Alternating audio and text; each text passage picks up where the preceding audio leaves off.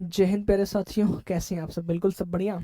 तो आज की जो हमारी क्लास होने वाली है वो बहुत ही शानदार क्लास होने वाली है, जिसमें बकायदा हम समझने वाले हैं कि हमें अगर किसी चीज़ का ईएमआई निकालना है या एक्सेल में अपने आप कोई ऐसा हम करें, कुछ ऐसा ट्रिक अप्लाई करें कि वो क्या हो जाए कि डाटा उसमें अपने आप क्या हो जाए, फिल हो जाए, या एक हम रेंज दे दे उस रेंज के अंदर फिल हो जाए, या कुछ हमारे डाटा ऐसे दिए हुए हैं जो आपके वर्टिकल है उसे हमें हॉरिजेंटल करना है या हॉरिजेंटल से वर्टिकल करना है। तो ये सारी चीज़ें आज की क्लास में हम सीखने वाले हैं। और अगर आप पार्ट 2 और पार्ट 1 की क्लासेस नहीं देखे हैं और आप एक्सेल बिल्कुल जीरो लेवल से सीखना चाहते हैं घर बैठे हुए, तो आप प्लेलिस्ट में जाइए, हमारे चैनल पर जाइए, प्लेलिस्ट बनी हुई है माइक्रोसॉफ्ट ऑफिस एक्सेल के नाम से, वहाँ से पार्ट 1 और पार्ट 2 जरूर देख लीजिएगा। ठीक है, चलिए आइए सीधे हम लोग चलते हैं, अपनी क्लास की तरफ बढ़ते हैं और देखते हैं कि जो हमारा पावरफुल फार्मूले हैं एक्सेल के, वो कैसे वर्क करते हैं।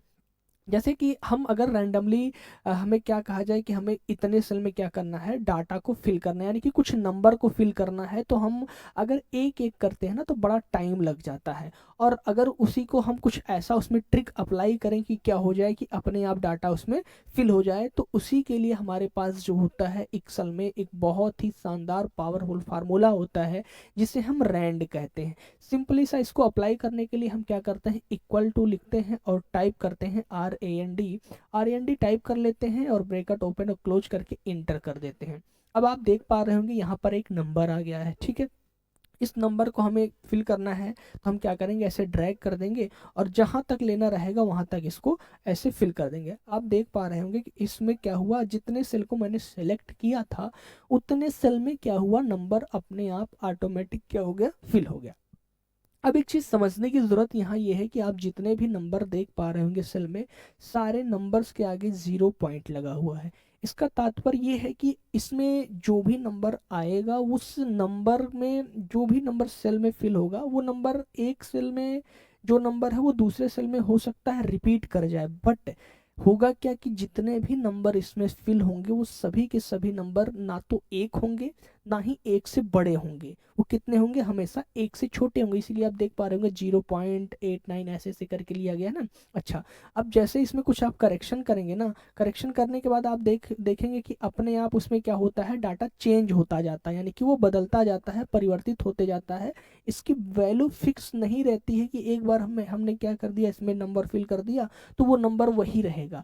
जैसे कुछ थोड़ा बहुत एक्शन लेंगे तो अपने आप वो क्या होता है, नंबर चेंज होता जाता है, मतलब क्या हो जाएगा, नंबर वो बदलता जाता है ना। वो फिक्स वैल्यू नहीं रहेगी। जैसे मैंने मान लीजिए यहाँ पर 45 लिख दिया, तो अब 45 में ये क्या हो जाएगा, वही फिक्स रहेगा। जैसे मैं दूसरे सेल में 46 लिखूंगा, आप देख पा रहे होंगे यहाँ पर चेंज हो जा रहा है। अच्छा, ये 45 और 46 का यहाँ पर कुछ मतलब नहीं, इसलिए ना सोचिएगा कि 45 और 46 में लिखना पड़ेगा तब ये फंक्शन काम करेगा। ये मैं आपको एक एग्जाम्पल के लिए बता रहा हूँ कि किसी सेल में कुछ भी एक्शन करेंगे तो अपने आप ये नंबर क्या होता जाएगा, चेंज होता जाएगा। ठीक है, उसी तरीके से आपका एक आता है रैंड बिटवीन नाम से। ठीक है, बिटवीन नाम से जो आपका, अभी तो हमने पढ़ लिया रैंड, अब उसी का दूसरा पार्ट आता है, दूसरा फंक्शन होता है रैंड बिटवीन। अब ये क्या काम करता है, बिटवीन के अंतर्गत हम क्या करते हैं, क्राइटेरिया देते हैं। जैसे मैं कहूँ कि 2000 से लेके 5000, क्या 2000 से लेके 5000 के बीच में ही नंबर हमें फिल करना है। जैसे रैंड वाले में क्या था, कोई क्राइटेरिया हमने नहीं दिया था, वो क्या कर रहा था, अपने आप डाटा उसमें फिल हो रहा था।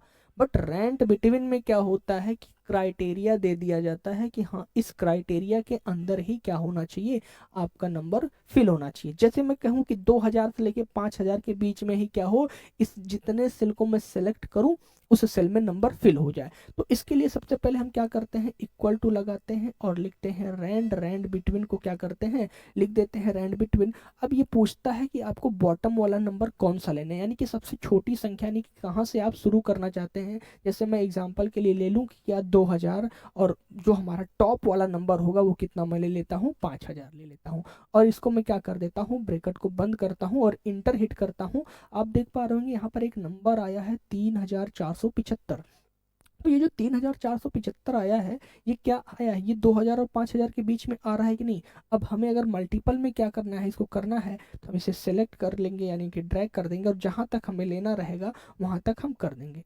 अब आप क्राइटेरिया को देख पा रहे होंगे कि क्राइटेरिया क्या हमने दिया था, 2000 से लेके 5000 के बीच में क्या होना चाहिए, हमारे नंबर फिल होने चाहिए। तो ये जितने सेल को मैंने ड्रैग डाउन किया उसने में क्या हो गया कि 2000 से लेके 5000 के बीच का नंबर आ गया। ऐसी कोई संख्या आपको इसमें नहीं दिखेगी जो 2000 से छोटी हो या 5000 से बड़ी हो। तो रैंड और रैंड बिटवीन में अगर आपसे डिफरेंस पूछा जाए तो आप क्या बताएंगे कि रैंड क्या करता है, रैंडमली अपने अकॉर्डिंग नंबर सेट करता है, अपने अकॉर्डिंग नंबर देता है, बट उसमें क्या होता है कि वो एक से बड़ा ना होते हुए एक से छोटा रहता है। और जो हमारा रैंड बिटवीन होता है उसमें क्या होता है, हम क्राइटेरिया देते हैं और उस क्राइटेरिया के अंदर हमारा नंबर क्या होता है, फिल होता है। तो आई होप आप सभी को रैंड और रैंड बिटवीन में अंतर समझ में आ गया होगा। चलिए इसी तरीके से आगे बढ़ते हैं और देखते हैं हमारा अगला फंक्शन क्या है, अगला हमारा पावरफुल फार्मूला क्या है, वो क्या कहता है। अगला हमारा पावरफुल फार्मूला है ट्रांसपोज। ट्रांसपोज का कार्य क्या होता है आप समझने का प्रयास करिएगा। जैसे मान लीजिए कि आपका कोई डाटा जो है वर्टिकल दिया हुआ है, आपको उसे हॉरिजॉन्टल करना है, या हॉरिजॉन्टल दिया है वर्टिकल में फिल करना है, तो मैनुअली अगर मैंने कहूँ कि इसको मैं यहाँ पे लाके सेट करूँ और सैलरी को यहाँ करूँ, तो हमें इसको कॉपी करना पड़ता है। हम क्या करते हैं, कॉपी पेस्ट करते हैं, इसको कॉपी करते हैं फिर लाके पेस्ट करते हैं, तो बड़ा टाइम लग जाता। अब एक एक को हमें, जैसे मैं एक को यहाँ पे करूँगा तो यहाँ पे इसको पेस्ट करूँगा, फिर इसको कॉपी करूँगा, फिर इसको यहाँ पर पेस्ट करूँगा, तो बड़ा टाइम लग जाएगा ना कॉपी पेस्ट करने में। तो उसी सब की समस्या को समाधान करने के लिए आपके पास एक बहुत ही अच्छा फार्मूला होता है जिसे क्या कहा जाता है, ट्रांसपोज कहा जाता है। और वो ट्रांसपोज कैसे काम करता है इसको आइए समझते हैं थोड़ा सा। देखिए एक चीज़ ध्यान देना है कि अगर हमें वर्टिकल से हॉरिजॉन्टल या हॉरिजॉन्टल से वर्टिकल करना होगा तो सबसे पहला काम हमारा ये होता है कि जितने सेल में हमारे जो है डाटा होते हैं उतने सेल को हमें काउंट करना पड़ता है। जैसे मान लीजिए कि मेरे एक और ये दो सेल को हमें इसमें और इसमें फिल करना है, तो इन दोनों सेल को मैं काउंट करते हुए इसे क्या कर लूँगा, ऐसे सेलेक्ट कर लूँगा। मैं क्या करूँगा, दो सेल को ऐसे सेलेक्ट करूँगा, इक्वल टू प्रेस करूँगा और लिखूँगा क्या, ट्रांसपोज लिखूँगा। ट्रांसपोज लिखने के बाद हम क्या करेंगे, इसको सेलेक्ट कर लेंगे, यानी कि रेंज को सेलेक्ट करते हुए। अच्छा, अब जनरली लोग क्या करते हैं, ऐसे इंटर प्रेस कर देते हैं, तो आप देख पा रहे होंगे यहाँ पर क्या लिख दे रहा है, वैल्यू अर्निंग, यानी कि गलत आ रहा है ना। तो यहाँ पे आपको करना क्या होगा, सिंपल सा कंट्रोल शिफ्ट के साथ इंटर प्रेस करना होता है। क्या करना होता है, कंट्रोल शिफ्ट के साथ इंटर, मैंने यहाँ पर लिख भी दिया है, अगर किसी को समझने में दिक्कत होगी तो यहाँ से समझ लीजिएगा। क्या, कंट्रोल शिफ्ट के साथ इंटर प्रेस करना होता है। क्या करना होता है, कंट्रोल शिफ्ट के साथ इंटर प्रेस करना होता है। ठीक है, आइए हम देखते हैं कंट्रोल शिफ्ट के साथ इंटर हम प्रेस करते हैं तो कैसे होता है। चलिए, हमने आपको क्या बताया कि आपको करना क्या होता है, सबसे पहले जो है, अच्छा थोड़ा सा इसको मैं पेज को साफ कर दूं। हम दो सेल को सेलेक्ट करते हैं, इक्वल टू लगाते हैं और लिखते हैं क्या, ट्रांसपोज लिखते हैं। ट्रांसपोज लिखने के बाद अपने एरिया को सेलेक्ट कर लेते हैं और कंट्रोल शिफ्ट के साथ इंटर प्रेस करते हैं। आप देख पा रहे होंगे जो हमारा डाटा इसमें इसमें था वो क्या हो गया, दोनों सेल में आके सेलेक्ट हो गया। अब इसी तरीके से ये तो छोटा नंबर था तो आप सोचते हैं कि भाई इसको हम कॉपी पेस्ट कर ले जाएंगे, कोई दिक्कतें नहीं होंगी। लेकिन जैसे ये मेरा बड़ा है डाटा है ना, तो अब एक एक मैनुअली हमें क्या करना पड़ता है, कॉपी पेस्ट करना पड़ता है, तो बड़ा टाइम लग जाता ना। अब इसी को हम क्या करेंगे, काउंट कर लेंगे। इसको मैंने मान लीजिए क्या कर लेंगे, काउंट कर लेंगे। आइए इसको देखते हैं कितना है, 1 2 3 4 5 6 7 8 9 10, ये 10 है ना हमारे। तो हम क्या करेंगे, ऐसे 10 सेल को सेलेक्ट कर लेंगे। कितने सेल को सेलेक्ट कर लेंगे, 10 सेल को सेलेक्ट कर लेंगे। इसके बाद इक्वल लगाएंगे और लिखेंगे क्या, ट्रांसपोज लिखेंगे। ट्रांसपोज लिखने के बाद क्या करेंगे, इस एरिया को यानी कि इस रेंज को सेलेक्ट करेंगे और वही काम करेंगे, कंट्रोल शिफ्ट के साथ इंटर प्रेस कर देंगे। आप देख पा रहे होंगे आपके डाटा अपने आप इसमें क्या हो गए, फिल हो गए। डाटा फिल हो गए ना आपके, आप जैसा चाह रहे थे वैसा डाटा आपका क्या हो गया, फिल हो गया। ठीक है, आइए आइए अब इसी तरीके से हम इस वाले को भी करके देख लेते हैं। इस वाले को अगर आप सोचेंगे कि हम इसको ऐसे ड्रैग कर दें, तो ड्रैग करने पर आप देख पा रहे होंगे कि कुछ इधर उधर हो जा रहा है ना, क्योंकि आप ड्रैग करने में जब आपका नंबर रहता है तो ड्रैग करने में वो आपका दे देता है ना, कि अगर ऊपर आपने 5 लिखा है और यहाँ पे आपने 6 लिख दिया है और दोनों को सिलेक्ट करते हुए ड्रैग करेंगे तो आपका अपने आप डाटा क्या आ जाता है ना। बट यहाँ पे हमारा डाटा कोई रेंज में नहीं है कि यहाँ पर 20,000 है, 2 लाख है, 3 लाख है तो उसके बाद हमारा 4 लाख आएगा, ऐसा नहीं है। हम इसको क्या करेंगे, सिंपल सा सिलेक्ट करेंगे और लिखेंगे, वही काम करेंगे, ट्रांसपोज वाला काम करेंगे। ट्रांसपोज कर लेंगे और इसको सेलेक्ट कर लेंगे, सिंपल सा कंट्रोल शिफ्ट के साथ इंटर हिट कर देंगे। आप देख पा रहे होंगे सारे के सारे में आ गए। ठीक है, ये तो एक तरीका हो गया ट्रांसपोज करने का। इसी तरीके से आपके पास एक और तरीका होता है ट्रांसपोज करने का, आइए उसको भी थोड़ा सा समझ लेते हैं।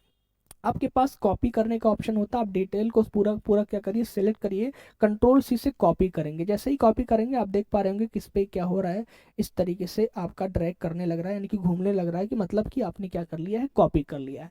अब आपने डाटा को कॉपी कर लिया है, अब आपके पास एक ऑप्शन ये है कि आपको जिस सेल में क्या करना है, डाटा को फिल करना है। जैसे मुझे यहाँ से करना है, तो हम यहाँ पे क्या करेंगे, हम राइट क्लिक करेंगे, माउस से क्या करेंगे, राइट क्लिक करेंगे, पेस्ट स्पेशल में जाएंगे, और जैसे ही पेस्ट स्पेशल पे क्लिक करेंगे यहाँ पे हमें ट्रांसपोज का ऑप्शन मिलता है, और ट्रांसपोज वाले ऑप्शन पे क्लिक करके ओके कर देंगे। आप देख पा रहे होंगे कि जैसे हमारा इस वाले वैल्यू में, यानी कि जिसमें हमने फार्मूला लगाया था, वही वाला काम यहाँ पर हो गया।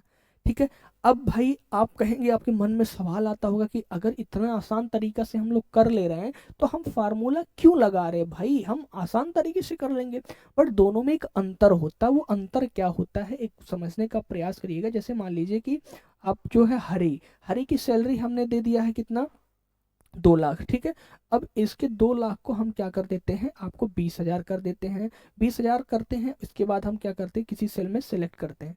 आप देख पा रहे होंगे कि जो 20,000 था, जैसे ही मैंने चेंज किया, चेंज करने के बाद क्या हो गया, आपका हरी वाले में क्या हुआ, डाटा अपने आप जो है इरेज हो गया। मतलब इरेज होने का तात्पर्य क्या है कि वो अपने आप क्या हो गया, कन्वर्ट हो गया, मतलब चेंज हो गया। मैंने इनकी सैलरी में कुछ भी परिवर्तन किया और सैलरी परिवर्तन हो गया, तो सैलरी परिवर्तन होने के बाद भी क्या हो गया, हरी वाले में सैलरी परिवर्तन हो गया। ठीक है, बट आपको इस वाले ऑप्शन में दिख रहा होगा कि कोई परिवर्तन नहीं हुआ है। ठीक है, जो मैं यहाँ पे परिवर्तन किया था इसमें कोई चेंजिंग नहीं हुआ, मतलब कि ये इस तरीके से आप तब अप्लाई कर सकते हैं जब आपकी वैल्यू फिक्स हो जाए कि हाँ मुझे यही वैल्यू क्या रखना है, फिक्स रखनी है, तब आज इसको आप अप्लाई करिए। ठीक है, ये चीज़ें समझ में आ गई। अच्छा, तो हमें हमेशा किससे अप्लाई करना है, ट्रांसपोज वाले फार्मूले से अप्लाई करना है, ताकि क्या हो सके कि हमारा वैल्यू जो है वो, अगर मुझ कुछ चेंज करना है मुझे, तो वैल्यू हमारा क्या हो सके, चेंज हो सके। बात समझ में आ गई।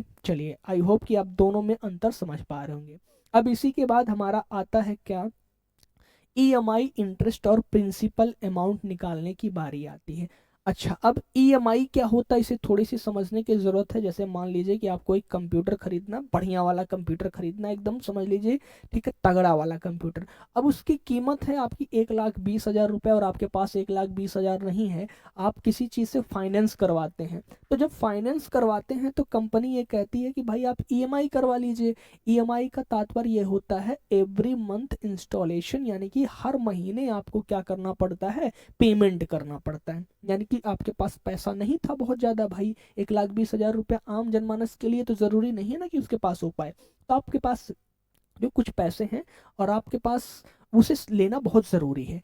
तो आप क्या करते हैं, ऑफिस या जहाँ पे से भी सामान लेना होता है उस शॉप पे जाते हैं, तो शॉप वाला कहता है कि आपको डाउन पेमेंट 20,000 करना पड़ेगा, मतलब कि आपको 20,000 जमा करना पड़ेगा, और उसके बाद हम आपका ईएमआई बना देंगे, और ईएमआई का जो इंटरेस्ट होगा 10% उस पर ब्याज लगेगा, और 3 साल के लिए आप बनवा लीजिए।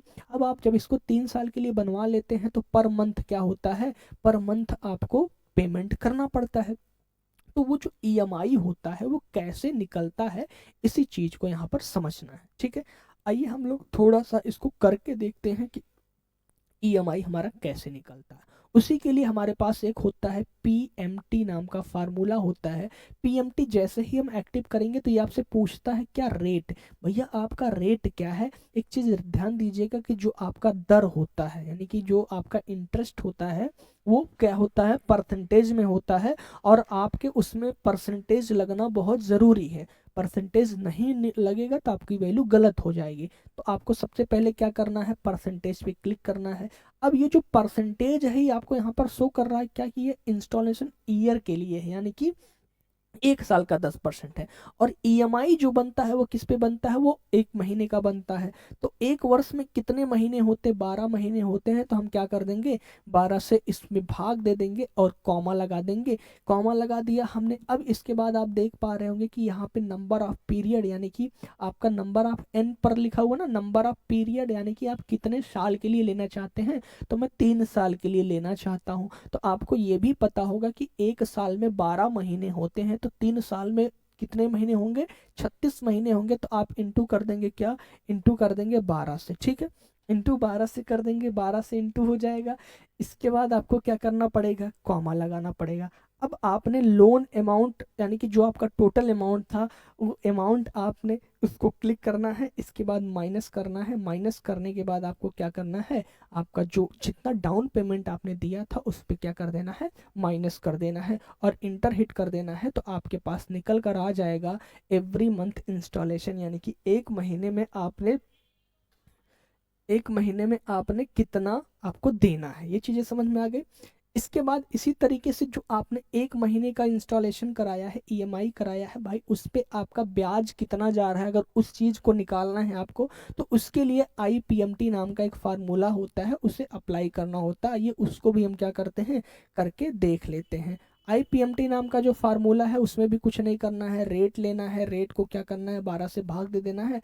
अब पर मंथ का निकालना है तो यहाँ पर कामा लगाएंगे, कामा लगा के क्या कर देंगे, एक लिख देंगे, एक यानी कि एक महीने का निकालना है। बाकी सारा का सारा काम वही कर देंगे जैसे आप पहले करते आ रहे थे, यानी कि पीएमटी वाले में करते आ रहे थे, वही सारी चीज़ें आपको यहाँ पे क्या कर देना है, कर देना है। अब आपका ये निकल कर के आ गया, इंटरेस्ट निकल कर आ गया। इसी तरीके से इंटरेस्ट में अब इंटरेस्ट निकल कर आ गया। अब आपको ये निकालना है कि भाई इसमें हमारा जो प्रिंसिपल अमाउंट है वो कितना है। तो उस प्रिंसिपल अमाउंट को अगर समझने के लिए निकालना है तो उसके लिए हमारे पास पीपीएमटी नाम का फार्मूला होता है, उसको हम अप्लाई करते हैं, पीपीएमटी। और पीपीएमटी में भी कुछ नहीं करना है, वही सेम कॉन्सेप्ट करना है, सीधा सीधा 12 से भाग देना है, एक महीने का निकालना रहता है, कॉमा लगा के एक कर देंगे, रेट में क्या कर देंगे 12 से गुणा कर देंगे और कॉमा लगाएंगे और इसके बाद इसको माइनस कर देंगे। क्या, कॉमा लगा देंगे, कॉमा लगाने के बाद इसको लेंगे और माइनस करेंगे, इस पे क्लिक कर देंगे और